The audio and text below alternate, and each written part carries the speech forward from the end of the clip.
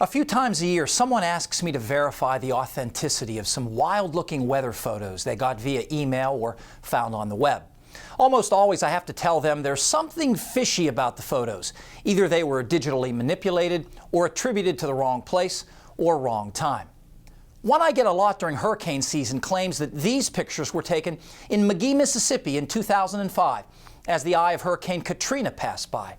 Now, the photos are real, and Katrina's eye did pass close to that town, but the images were actually taken on the Great Plains at different times by a professional storm chaser, not in Mississippi. In particular, this one is a supercell thunderstorm in Nebraska in June 2004. In addition to being falsely credited to Katrina, I've seen these retitled and repackaged as severe storms in Canada and even tornadic thunderstorms in Australia. And how about this spectacular photo of 3 waterspouts, supposedly accompanying Hurricane Lily as it approached the Louisiana coast in 2002. Though it's not unheard of to see multiple waterspouts or tornadoes in the same general area, it's highly unlikely for 3 this big to be this close together, even in the most extreme conditions.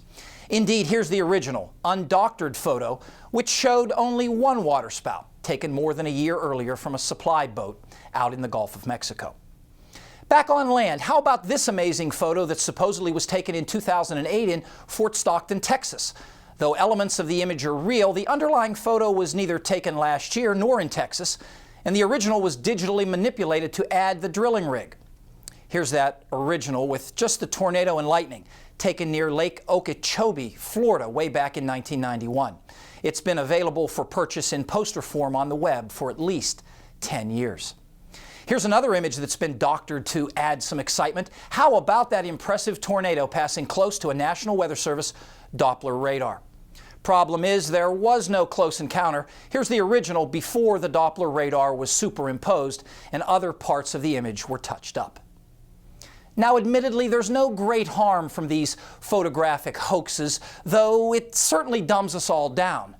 But on a more serious note, back on June 12th of this year, during an outbreak of severe weather, someone emailed this photo of a tornado to a Missouri TV station, claiming they'd just seen the twister destroy a McDonald's restaurant. The station passed the information to the National Weather Service, where forecasters spent 20 minutes checking out what proved to be a hoax. There was no tornado that day in the reported area. The picture is real, but it was from a different time and different place. The FBI is actually investigating the bogus claim. Now, in that case, you can imagine how a false report could cause harm. What with forecasters wasting critical minutes during a severe weather episode and authorities deploying unnecessary resources. Paul Knight is back with the extended forecast next.